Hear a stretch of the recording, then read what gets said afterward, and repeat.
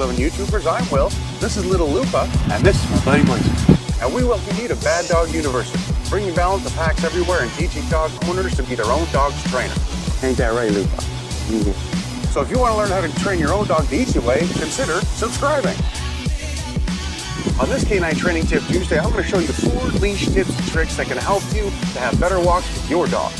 So stay tuned to the intro because we're getting into it right now.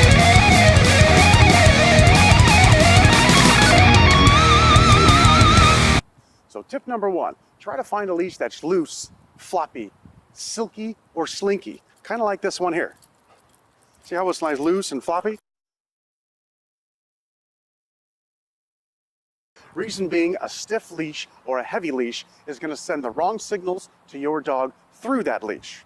Which brings us to tip number 2. Leashes come in different thicknesses and width for a reason. As you can see, this one is a medium size, maybe an inch and a quarter, which is perfect for a dog like my buddy Blazer here. Whereas this leash is dramatically thinner and is better suited for a small breed dog like Little Lupa here.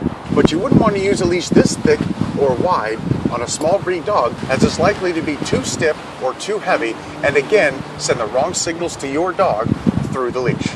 Conversely, you wouldn't want to use a thin leash with a big or heavy dog like my friend Blazer here, because it's highly unlikely you're going to be able to keep a grip on this when you really need to. It's likely going to slip, burn, and hurt your hand. Which brings us to tip number 3. You can tie a loop in the leash just big enough to fit your hand through it. This is a little big, this is just for example, so it doesn't slip off your hand while you're walking.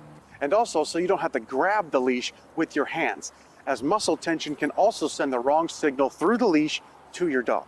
I suggest using a figure 8 knot. With a figure 8 knot, you can just push the ends in, and it's very easy to get out. It'll be much easier to take out when you need to, as well as adjusting it up and down to get just the right spot for you and your dog. So you'll want to put the loop high enough on the leash so that when he's in the right position, like he is now, actually a little bit there, right there, that you can swing your arms naturally as you walk, and there's no tension on the leash.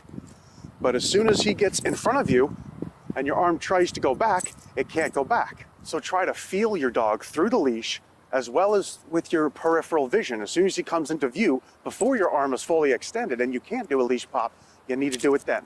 Which brings us to tip number 4, leash pop or leash correction, which is just a jerk basically with the leash. Try to make sure it's to the side as opposed to up or back so you don't put any excess pressure on your dog's trachea. If you're just doing a little shake the way I do, it's okay, it doesn't really matter. You can do it any direction you want to. But if you need to do a hard one, if he's jumping up on somebody, attacking somebody, jumping up on another dog or attacking another dog, then you want to give one good hard one always to the side. But if it's just a little jingle, more like a leash communication, like I said in my other videos, as opposed to a leash correction, just a little leash communication, it's not about how hard you do it, it's about how fast you do it. Try to get all the metal things here jingling together, which will, like I say, you either startle them out of it or you annoy them out of it. This will startle them out of it. At any point the leash becomes taut and your arm is fully extended, it naturally sends the message to the dog to continue to pull the opposite way. So once your arm's extended and your dog's pulling, it's really hard to get him to stop that. So you have to make sure that you do a leash pop or a leash correction before your arm is fully extended. So let's practice that now. Come.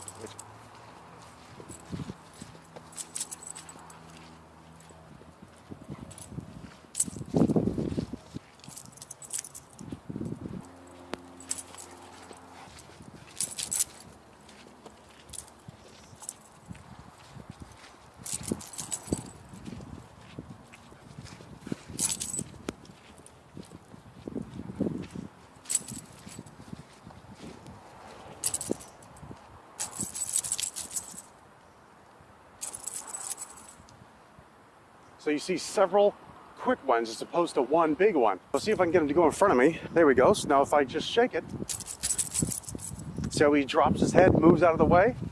It's very much about all the metal things, the metal clip, the metal D-ring, and the metal D-tags all claiming together that are, like I said before, startling them out of it or annoy them out of it. So this one kind of does both. It's startling and it's kind of annoying.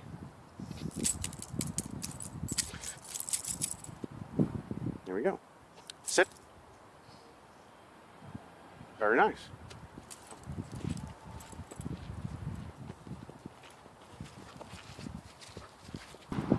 the next thing you know, he doesn't want to lead anymore. Now he's following. And if this happens, where he's biting the leash, just lift it straight up.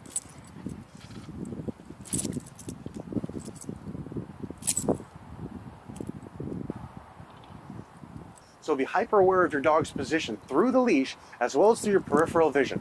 And try to stay at least one step ahead of your dog and try to stop at level 1 so it doesn't get to level 10. I.e. try to stop them as soon as they enter your peripheral vision before your arm is fully extended and you can no longer make the leash correction.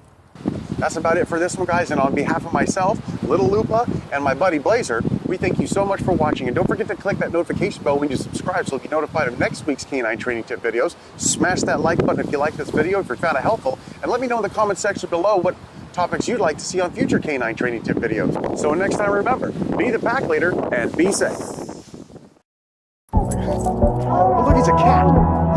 Good kitty. Oh, that's a good kitty. That's enough.